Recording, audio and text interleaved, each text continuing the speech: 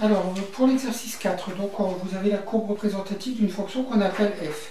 Donc cette fonction, quand on regarde cette courbe représentative, elle, en fait, on démarre pour des x compris entre moins 4 et 4, donc on dirait bien que l'ensemble de définition, donc l'ensemble de définition de f, c'est moins 4, 4. Voilà. Donc on vous demande de déterminer graphiquement l'image de moins 2. Donc l'image de moins 2, donc on prend pour x, là je vous rappelle qu'ici on a x et là on a 2x. Donc l'image de moins 2 ici, l'image de moins 2, donc on part de moins 2, on trace une parallèle à l'axe des ordonnées, on arrive sur un point de la courbe, on trace une parallèle à l'axe des abscisses et on arrive ici à 20. Donc ici, ça c'est l'image de moins 2. Hein. Donc je le mets pour le premier, je ne le mettrai pas pour tous. Hein. Donc voilà, donc l'image de moins 2, qu'on note f de moins 2, ben, c'est égal à 20. Voilà, je pense que c'est compris, hein, tous ceux qui m'ont renvoyé les exercices avaient compris. L'image de 1 pour 1 ici, regardez l'image de 1, donc je trace une parallèle ici, hop, j'arrive sur la courbe, je retrace une parallèle à l'axe des abscisses, j'arrive ici, donc l'image de 1, c'est moins 10. Voilà.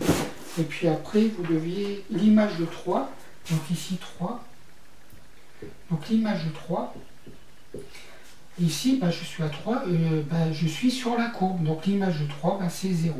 Pourquoi c'est 0? Parce que ici, en fait, verticalement, si on considère le tableau comme ça, verticalement, je ne descends pas, je ne monte pas. Donc je suis à 0. Voilà.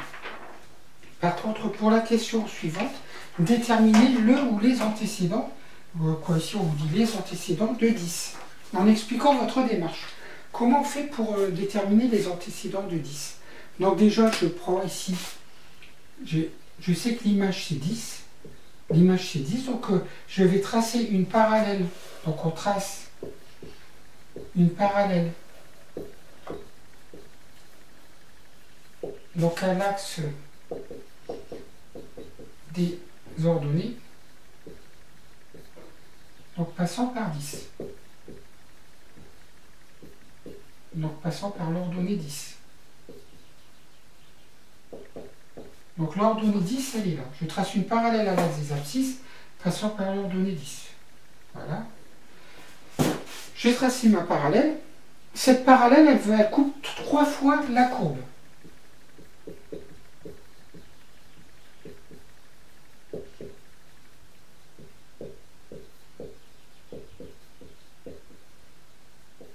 Donc cette parallèle coupe 3 fois la courbe. Elle coupe la courbe ici, elle coupe la courbe ici, elle coupe la courbe ici. Donc il y a 3 antécédents.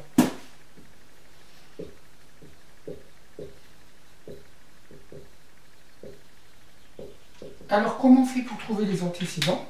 Ce sont les abscisses de ces points. Le premier point, donc par exemple je vais l'appeler A, le deuxième je l'appelle B, le troisième je l'appelle C. Donc l'abscisse de A, ici, elle est là. Donc ça c'est le premier, ça c'est le second, et ça c'est le troisième. Donc là, graphiquement, j'ai fait un schéma approximatif au tableau. Pour moi, en fait, ici je suis à moins 3,6. Donc le premier antécédent c'est moins 3,6. Le second antécédent, donc je vais mettre point virgule. Le second antécédent, donc ici je suis à moins 0,8 à peu près. Et puis le troisième antécédent, attendez, là je me suis trompé, c'est moins 0,8, pardon. Et le troisième antécédent, on est à peu près à 3,4. Alors, bien sûr, ce sont des déterminations graphiques. Hein. Donc ce n'est pas d'une précision astronomique, mais on a à peu près. Alors ici, ça veut dire qu'ici on est à peu près à moins 3,6. Là on est à peu près à moins 0,8. Et puis là on est à peu près à 3,4. Voilà, donc il y a 3 antécédents, d'accord, qui sont les abscisses des points A, B et C. Voilà.